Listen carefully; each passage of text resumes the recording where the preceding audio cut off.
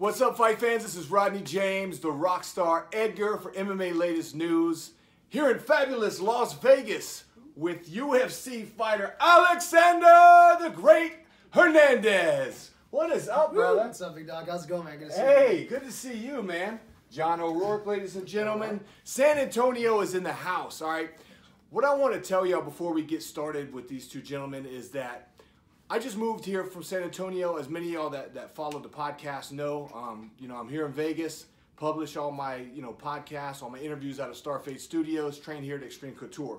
But where I started out in doing broadcast journalism, doing mixed martial arts, was right here with these guys, right here with this coach, right here with this kid. And the thing that makes this, and I'm going to pass this question to both of y'all, starting with Alex and then on to you, John, as one of his main coaches. To be from a gym where you see somebody literally come up through the ranks, through the local shows where you're fighting next to the Mechanical Bull, through the ranks of RFA, Legacy, and then the merger with LFA, and then now to be able to step up to see that is just incredible. My, first amateur fight, I committed myself to 10 weeks of getting my ass whooped, and it was mainly by this guy right here, and this was one of the main slave drivers right here that caused it, and that was instrumental to my success. I could not have done it without the guys from Ohana Academy, because in San Antonio there is no substitute. Ohana Academy's the shit, dude. That's it. That's the proof end all final wording, bam. Ohana Academy, dude. That's it. The proof is in the pudding. That's what I was gonna say, man. So talk to me about. I know you've been hearing this a lot, man. But now that I've said all that to say this, man, how do you feel, dude, to finally be here after so much hard work, man? Man, it feels incredible, dude. It's a crazy journey that we've been on. Like you said, I mean, we've been in El Paso, looking over the border of Mexico, taking fights, and me and Cain Velasquez and doing. We fought everywhere around Texas and that southwest region, and it's been a hell of a journey. But like I was telling my head coach Jason Arrington yesterday, this is how it's supposed to be. We're going through all these media obligations, shuttle rides back and forth to the UFC Performance Institute, getting these meal preps, getting all this recovery, getting these higher level training with guys who. Or rather faculty members who just do this for a living all the time and cater to the fighters, and we're being just tailored to this whole week, and that's how it's supposed to be. This is how it's supposed to be, and so we're grimy. We've been grimy, getting our work in and doing what we have to do, and we train at the highest level, and we treat ourselves as so. But now we're finally being treated by the promotion as we feel like we're worth, and so that's an incredible feeling. But I mean, we're certainly not overwhelmed. We're just taking it all in and enjoying it, and that's it. Yeah, it started out, right now is where it's the right guy at the right time. As soon as he decided he was going to stop doing it as a hobby and do it as a profession, it happened real quick. It happened so quick, and he were on the phone with me, and he said, "We'll be in the UFC by 2018. And then the phone rang, and it was about 5, maybe 10 minutes later, and they got the call, and that's how quick it happened. That's how we're here right now. God damn. What? No, I mean, we've been training. I've always trained, I put more time in this juggling 2 occupations than most people do, just fighting. And so whenever, we've gone back and forth on, man, do we just need to quit this job and just dive all in. More so just for the sake of recovery, rest, and all the little things in between that'll make you a great athlete over time. And so finally we decided to head in and make it a point, because we knew it was there. We knew the talent there. We knew the hard work was there. And we had the team members lined up, and everything was coming together. And so whenever we decided to pull that trigger and take that extra step, there's something to putting it out there, universe saying it, and that's for sure. and then making it come to realization, and that's just kind of what happened. We professed it, said over and over again, and then it manifested itself, and that's where we're at right now. And it just so happened the camp, he was in his camp, Ray Rodriguez was in his camp, Washington Luis was in his camp, all for fights around the same time, and they all, metal sharpens metal, and then they got to the point where they're all at the top of their game. They all have fights coming up, and Ray will be up here for April for the Contender. Alex is going to win tomorrow. Then we have not tomorrow, but on Saturday. And then Washington's going to win there, and we got 4 dudes potentially that can make it into the UFC. We got one in there right now.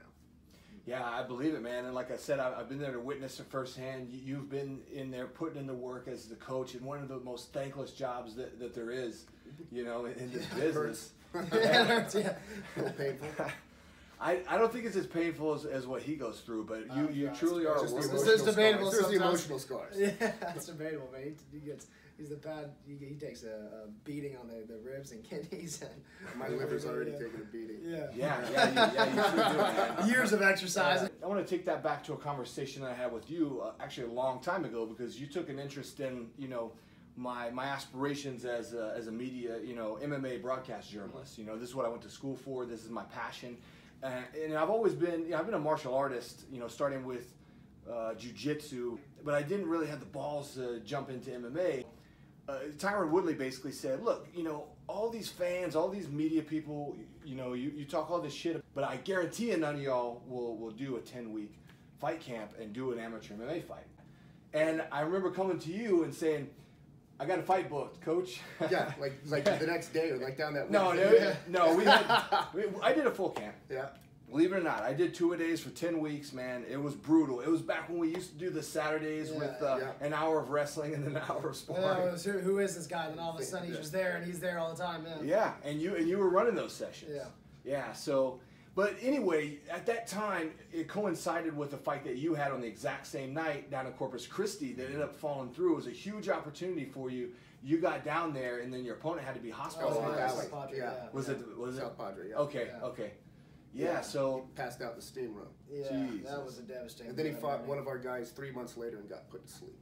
So good. Yeah. What weight class was that supposed to be? That was 155. Okay. And you've always done 55? He's 45 for a while. Okay, that's okay.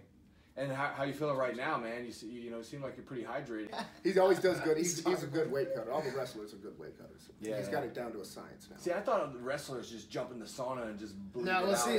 So it's a long, strenuous thing, man, because we've been doing it for so long.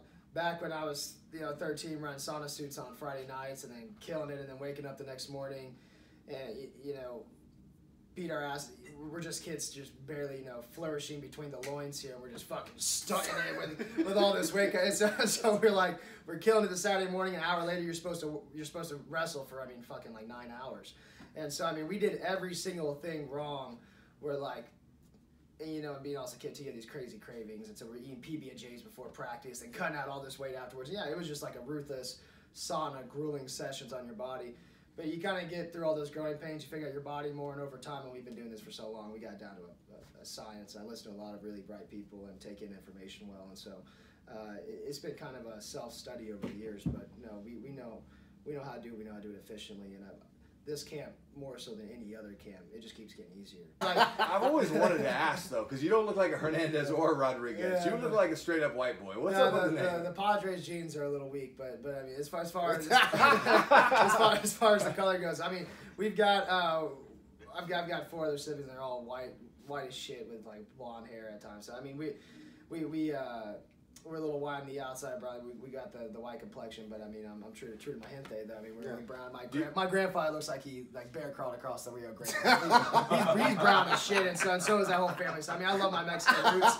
I grew up in mostly Texas, San Antonio, around them. So it's. ¿Tú hablas español? No, don't tease me. Falso. I don't do that shit. I wish. I've tried so many times. It's too late in the game now. This morning, same thing. Oh, is that Jason Yarrington in there? Get on over here, bro. We got another guest in this couch. Go on, no, here's to later. Here's another. What's up, man? Hey, good to see you, Professor. This is the black belt jiu-jitsu instructor from Ohana Academy.